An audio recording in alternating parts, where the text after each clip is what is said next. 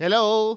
Magandang araw sa inyo lahat. So meron tayong pag-uusapan dito. Ito ay video galing sa KMJS, no? Ang title ay Ilang Residente sa Tondo sunod-sunod daw na namamatay dahil sa sundo. Yung sundo, ito yung si kamatayan ba? Part na ng culture natin yan eh. May mga naririnig din akong na kwento na ganyan, yung mga tungkol sa sundo-sundo na yan. 'Di ba? Yung parang oras mo na, tara na. Actually parang naniniwala din ako diyan. Kasi hindi mo naman talaga masasabi kung kailan ka talaga mawawala eh. 'Di ba? May mga times na kahit sobrang malubha na yung sakit mo ano, then halimbawa yung kaibigan mo healthy pa. Kasi pwede naman mangyari pag habang nakaratay ka sa hospital, yung kaibigan mo na sobrang healthy, walang sakit, masagasaan naman ng kotse. 'Di ba? Or mabaril sa daan. 'Di ba? Hindi natin masasabi. Kaya yung mga may mga karamdaman diyan, don't lose hope, no? Baka mamaya mas mahaba pa ang buhay niyo sa ibang tao kahit pa sabihin mo na sa kondisyon mo, 'di ba? Hindi natin alam yung mga mangyayari. Kaya nga araw-araw gumawa ng kabutihan. Sa akin galing, nasunog ako bigla. Hindi, totoo naman 'yon. Pilitin natin na gumawa ng kabutihan kada araw. Dahil hindi natin alam, baka mamaya yun na yung huli natin. Anyway, ipagpatuloy na natin itong reaction video natin sa video na to. Sunod-sunod na namatay ang mga magkakapit-bahay na bata sa isang barangay sa Tondo sa Maynila. At ang paniniwala ng ilang mga taga roon dahil ito sa Pero bakit bata pa, no? tawagin, sundo. Ang Tondo na pugad ng mga matatapang ngayoy nagkakatakutan. Ang isang barangay kasi rito, ang barangay 215. Isang bata ang nasawi. Patay ang isang nakamotorsiklo. Patay ang isang bata matapos masagasaan ng van. Sunod-sunod Yung mga bata, no, pagka halimbawa, wala pang 10 years old, mga magulang, responsibilidad nyo yan. May napanood akong video, di ba? May napanood akong video, yung nalak dun sa kotse. Bagong news lang yata, naglaro yung mga bata. Nalak dun sa kotse na nakapark. Di ba may parang may child lock yon? Dalawa silang naglalaro eh. Actually, marami ng insidenteng ganun.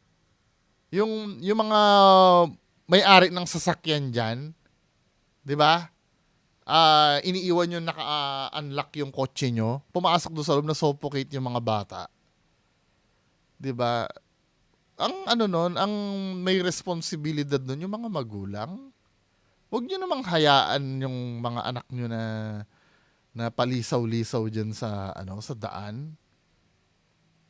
Minsan yan ang bunga minsan ni kapabayaan eh. 'Di ba? Ano yun yung anak nyo? Basta wala pang 10 years old yan. Kung yun nga matatanda nga eh. Pagka pinabayaan mo, hindi mo na alam ang gagawin. Alam niyo yung balita na yung dinala siya sa police, nagpabaya yung mga police, dinrive yung isingit ko lang yun Napanood ko kagabi yun eh. Hindi ko alam kung matatawa ako or mabubwisit ako doon sa mga pulis doon sa Nasa history pa ba ng ko yun? Ng YouTube ko? Yung mga pulis. Saan ba yun? Naku, wala na yata doon sa history ng ko. Dali lang Dito pa ba yun? Wait lang Balita yun eh. Totoo, lalaking hinuli. Ano ba naman ito nangyayari sa atin? Naresto dahil nagwala ang isang lalaki sa Morong Rizal. Pagdating sa presinto, tumakas siya at tinangay ang police mobile saka ng araro. 3 ang patay. Nasa frontline ng Tingnan mo, balita niya, nasa custody na ng police, men. si Gary De Leon. Ayan siya, nasa custody na siya ng police. Ba't hindi man lang nila pinusasan yan? Dahil nandyan yan, kapabayaan ng mga pulis Umakanta eh. pa ang walang damit na pang-itaas na lalaking ito nang makita ng ilang residente sa compound ng presinto sa Morong Rizal. Nasa presinto na siya, men, ha? Natawa at napapalakpak ang ilan sa mga nanonood matapos niyang kumanta. Pero matapos ang tila nakakaaliw na talent performance ng lalaki, bigla na lang ito nawala sa sarili, tumakbo at sinakyan ang mobil ng mga pulis. Tinangay ng lalaki ang mobil kaya agad namang siyang hinabol ng mga pulis. Yung mobile naman natin, nandito, kararating lang. At i-check kasi may sira, may diferensya yung sasakyan natin. So, Mas lalo nasira ngayon. Bakit hindi nyo inano? Bakit hindi nyo pinusasan agad yon? pinarada dito. Tapos nagkataon na nakatakbo tong suspect na itakas yung mobile. Hindi. Nagkataon daw na nakatakbo yung ano. Hinayaan nyo lang na nakaano dun eh, na nakaupo eh. Hinabol ka agad ng ating pulis. 500 metro ang layo ng narating ng sospek. Sa kalagitnaan ng kanyang pagharurot, nabangga niya ang ilang tricycle at motorsiklo. Kaya napilitan ng umahabol na pulis na banggain ang likuran ng tinangay na sasakyan. Kasunod niyan, sumalpok sa isang tricycle sa tabi ng poste ang tinangay na police mobile. Sinubukan pa raw tumakas ng lalaki, kaya binaril na siya sa balikat ng isang pulis. Isa-isa namang sinagip ang mga nasagasaan ng sospek. Hindi bababa sa 3 ang patay, kabilang ang tricycle driver na naputulan ng mga paa. 5 naman ang lubhang nasugatan. Dinala sila sa ospital. Ginagamot din ng sospek na tinamaan ng bala. Base sa investigasyon, dinala sa istasyon ng pulis ang lalaki matapos itong magwala sa isang lugar sa Barangay San Juan. May sugat ang lalaki sa katawan, kaya dinala ng mga pulis sa compound para gamutin. Pero ba't pinabayaan nyo? Sa initial assessment, parang may diferensya sa pag-iisip. So, Hindi yun eh. Alam nyo nang ang dangerous man eh. Hinayaan nyo lang nagkakakanta-kanta doon na walang poses eh. kanila itong ipinagamot kasi parang may mga sugat. Inaalam na ng Morong Police kung nasaan ang pamilya ng sospek at kung may problema nga ba ito sa pag-iisip. Inihahanda na ang reklamong isasampa laban sa kanya. O, paano yung mga nabiktima nun nung nakatakas? Anyway, nag-side content lang ako dahil hindi ko alam kung matatawa ako dito or ano eh. Sa kapabayaan ng mga pulis yun eh, no? Nasa custody na nila eh. Anyway, balik tayo dito sa KMJS. Sunod ang mga namamatay, kaya kaliwat kanan ang pinaglalamayan. Parang tinamaan po ng malas. Sa loob po ng isang buwan, bali 6 pong tao na kinuha. At ang salarin daw sa lahat ng ito. Parang may sundo. Pagka may namatay, sunod-sunod. Totoo ba ang sundo ng tundo?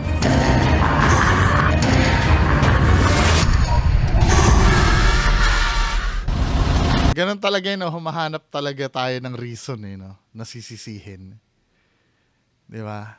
Ganyan yung mga type pagka hindi tayo mag-own sa kapabayaan na ginawa natin. Hahanap tayo. Parang defense mechanism na yata ng tao yan yung hahanap ng sisisihin. No? Nagsimula ang lahat umaga nitong June 19 sa 3 taong gulang. Sorry ganito ang uri ng reaction video ko kasi GMA po kasi nire-reactan natin. Di ba? Mapupunta kasi ang revenue nitong video na to sa GMA pagka pinull screen ko. Lang na si Kurt.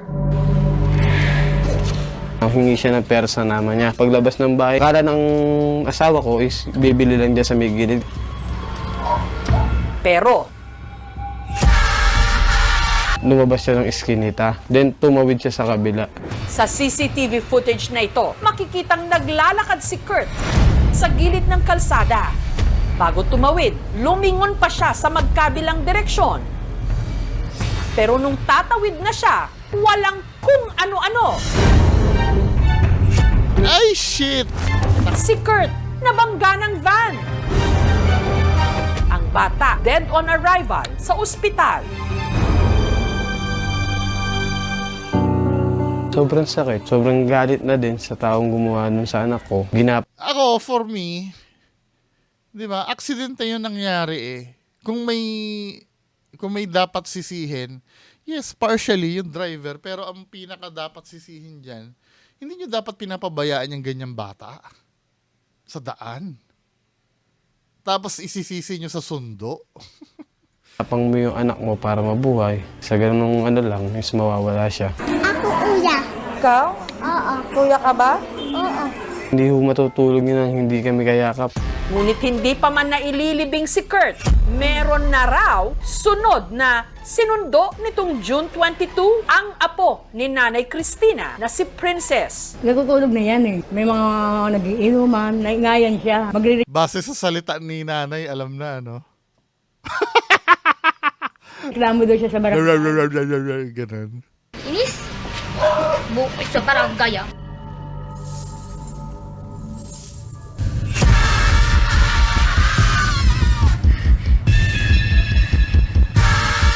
Ano nangyari dito? Kaya mo pala. Si Princess, nakasalubong sa iskinita ang Nilalagyan ng drama eh, no? anak nitong si Miracle.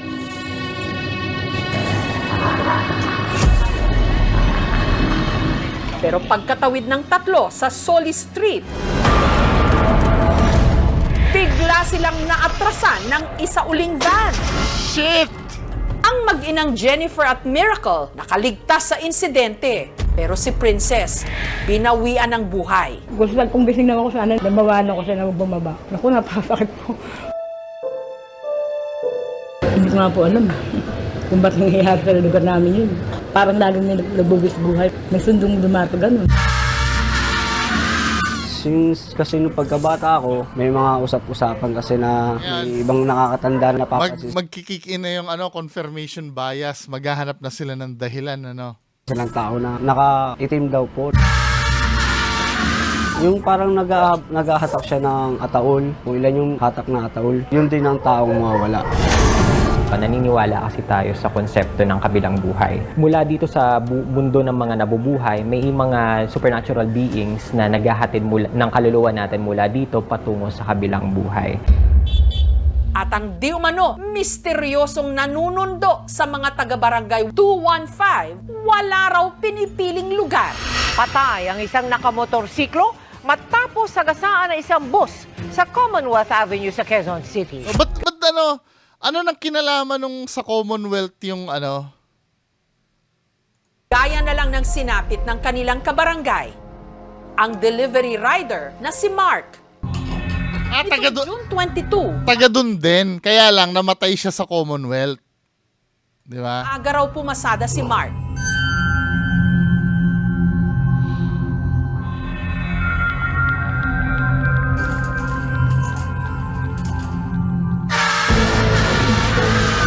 KMJS talaga pag gumawa ng no? Before po siya umalis nun, inahabol niya po ako sa halik. Takot Sa na tuloy ako CCTV magmotor. footage na ito, makikitang tumigil si Mark sa isang stoplight sa Commonwealth Avenue sa Quezon City. Pero ang kasunod nilang puting bus, Tugug! promeno. Hanggang sa nabanggat inararo nito ang nakamotorsiklong si Mark. Nagulungan siya. Daw bumubusina na at nawala ng preno.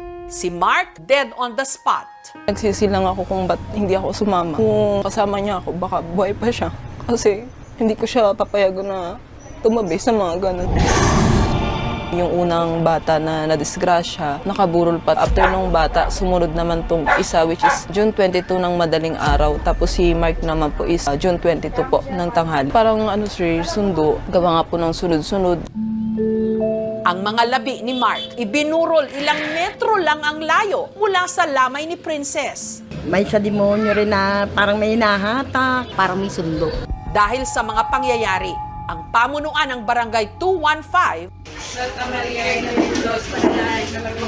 Pero kung makikita mo, yung common denominator nung pag-aksidente, yung sa dalawa, may parang kapabayaan eh. I don't know do sa rider. Yung rider kasi, dun siya sa gitna, pumarada, di ba?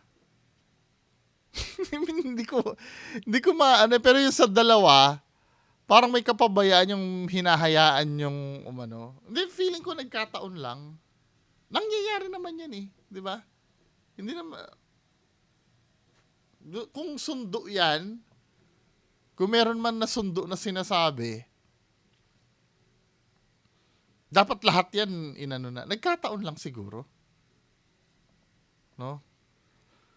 May mga times kasi na nagkakataon lang, meron ngang tumatama sa loto na hindi mo expect eh. 'Di ba? Yan pa kaya na sunod-sunod na may namatay, 'di ba? Wala namang mali doon. May mali ba doon? Kasi may mga reason naman kung bakit namatay eh. Ngayon at kung kami mamamatay, amin. Pinabless niya po yung lahat ng iskinita, lahat po. Inikot po namin buong nasasakupan ng barangay namin. Pero nito lang Lunes, habang nagsushoot ang aming team, nabalitaan nilang may bago na naman di umano sinundo sa barangay. Sa kabilang kanto lang, naabutan nila ang kakasetup palang na lamay. Ang pinaglamayan, ang 1 taong gulang na si Baby Cynthia. Kwento ng ina ng bata na si Christine, mahimbing daw ang tulog nilang mag-ina nitong June 30. Pero nung nagising si Christine, pagtingin ko sa kanya, wala na siyang buhay. Si John Lloyd, sinubukan pa raw i-revive ang kanyang anak. Pero hindi naman rin po talaga niya kinaya. Parang tinamaan po ng malas. Kasi nag-umpisa po sa 2 taon. May tinatawag kasi na SIDS eh. SIDS. Sudden Infant Death Syndrome. May nangyayaring ganun eh. Yung cause nun nga, parang mystery din eh. Pero may ganyan. I-research nyo yun. Natatandaan ko yun eh. May mga kasong ganyan doon sa hospital dati eh, na napagtrabahuan ko. Sudden Infant Death Syndrome. Yung gulang na bata. Hanggang sa, ayun na po sa anak ko po. Or baka mamaya, hindi naman nila pinapacheck kasi yung bata. Baka mamaya may heart condition din. Po. Sa loob po ng 1 buwan, bali 6 pong tao na kinuha. Pero totoo nga bang may sundo sa barangay 215? O sadyang madalas lang dito ang mga aksidente? Kaya napaka-ano, no? Ang makikita namin dyan, naging isa nilang pagkaka-aksidente nila is yung kakulangan talaga ng disiplina. Sabi naman po, Oo, tama. Yun Yun ang gusto kong yun ang gusto ko sabihin. Yun ang common denominator, kakulangan sa disiplina. nangyari na biglang sumulpot yung bata po. Bilang parents naman, lagi naman kaming nakasecured na lagi siya nababantayan. Hindi. Noong time na yun, wala kayo, kuya eh. Noong time na yun, wala kayo, kuya. Huwag niyong, na may kapabayaan na nangyari. Napag-alaman po namin na nag-aaral po siyang mag-drive. Bigla niya po natapakan yung gas. Sakto po, pagtawid po ng mga bata na to, accidentally naman na po na nasakto po sa kanila. Nagkaroon ng Sudden Infant Death Syndrome. Sabi ko na sa inyo di ba? SIDS. Sudden Infant Death SIDS, tumigil ang pagtibok ng puso at nahirapang huminga yung isang bata. Maaaring hindi pa fully develop yung brain ng baby or maaari din kasing may mga gamit biglang natakip sa mukha niya or natagilid siya, nakahiga ng patalikod. Ayon sa pamunuan ng Barangay 215, dati pa raw sila nag-request na pagawan ng humps ang kanilang kalsada. Pero hindi pa raw ito naaaprubahan hanggang ngayon. Part po yan na mabuhay. Naglabas yan, may namatay na. A-approve. po ang national government, mabuhay lane, zero obstruction tayo dyan. Once na naglagay kayo ng humps dyan, sigurado po maraming mga aksidente dyan. Sa part naman ng City of Manila... Sabagay, wait. Anong kinalaman naman ng humps doon? Dahil sa mga tatawid na Kami ng traffic enforcer namin dyan. Samantala, nito lang Martes, sina Princess at Mark, sayang mga bata pa yung...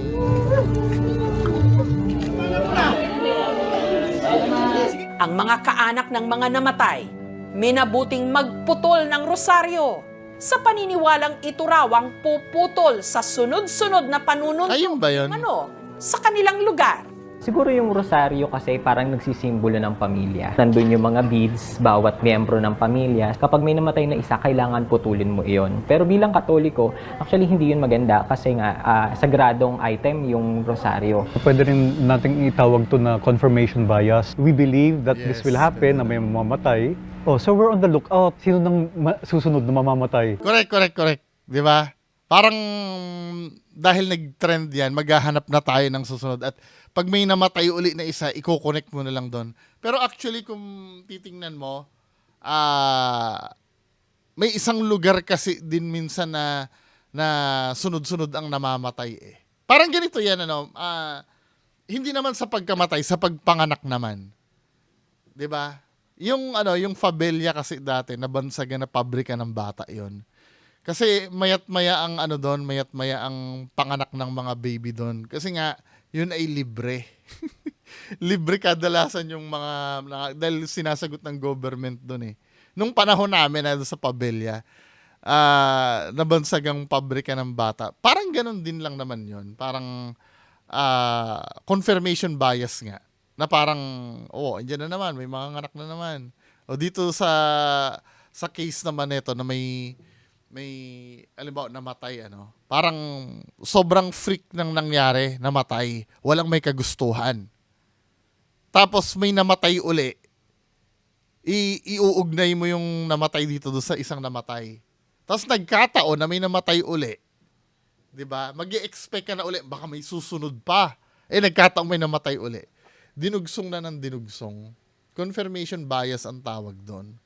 Kahit wala namang kinalaman, 'di ba? Parang ganito paano ba magki-kick in uli yung confirmation bias na 'yan? Let's say halimbawa,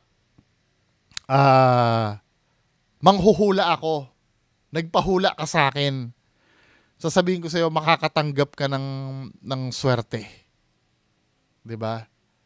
Ngayong araw na 'to, makakatanggap ka ng swerte. Saktong paglabas mo dito sa lugar ko, kung saan kita hinulaan. Paglabas mo diyan, nadapa ka. Hindi mo iisipin na malas 'yon. Kasi ang aabangan mo yung swerte na sinabi ko sa iyo. Dinaglakad-lakad ka, nasagasaan ka ngayon ng taxi. Hindi mo pa rin iisipin na malas ka kasi aabangan mo yung kahit na sobrang daming kamalasan ang naranasan mo nung araw na yon dahil sa confirmation bias, hindi mo sasabihin malas yon. Tapos nung pag-uwi mo, nakapulot ka ng 20 pesos, sasabihin mo, ito na yung swerte na sinasabi ni Bungo na mangyayari sa akin. Biglang nagkaroon na ng meaning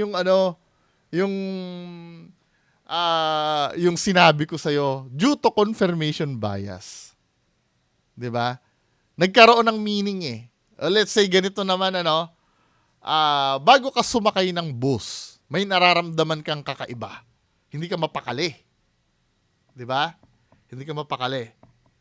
Ngayon sumakay ka sa bus. Pagsakay mo ng bus, na-aksidente yung bus. Sasabihin mo, ito na yung nararamdaman ko na masamang nangyari. Pero I guarantee you, maraming beses na nangyari sa atin yan. Hindi mo lang namamalayan. Kasi kung i-rewind natin yung situation, may nararamdaman kang kakaiba bago ka sumakay ng bus. Wala namang nangyaring aksidente, magiging meaningless na sa'yo yun eh. Yung naramdaman mo bago ka sumakay ng bus. Hindi mo na matatandaan yun. Matatandaan mo lang yun pag may nangyari. 'Di ba? Pansinin mo yung mga hinula ni Jay Costura, ni Rudy Baldwin. Sa dinami-dami ng hinula nun, matatandaan mo lang yun pag may nagkatotoo doon. Pero yung mga ibang sablay, hindi mo na matatandaan. Yun ang tinatawag na confirmation bias. Pasensya ka na, anak. Kahit nasaan, mahal na mahal ko po siya. Sana masaya siya kung nasan man siya. Sana gabayan niya kami. Sana andyan lang siya lagi sa tabi ko. Ang aksidente, parang ang isang sundo na hindi natin alam kung kailan darating. Kaya sa lahat ng pagkakataon, mag-ingat at maging handa. Malas lalo na yung yung naatrasan ng na magpa-park. Sobra naman yun. Yung parang talagang nagkataon na dadaan ka dun tapos. Kaya napapaisip din ng tao kung supernatural o hindi eh. Di ba? Napaka-freak nung accident. Parang mala Final Destination, no? Di ba? Pero ganun pa man, mag-iingat pa rin. Kaya ito yung sinasabi ko kadalasan na mag-iingat pa rin kahit pa sabihin mo na hindi mo naman may iwasan yung mga ganyang bagay. At least may ginawa kang pag-iingat. Hindi ka nagkulang sa sarili mo. 'Di ba? Pag naglalakad ka, paano ka mag-iingat? Huwag cellphone ng cellphone. Pag na mag-isa ka sa bahay nyo, mag-lock ka ng bahay. 'Di ba? Tapos sasabihin mo, paano? Ginusto ko ba 'yon? Ginusto ko ba 'yon? Yun ang magiging dahilan eh, no? Anyway, mga kababayan ko, yan lang po muna pag-uusapan natin. Maraming salamat po. Bye-bye.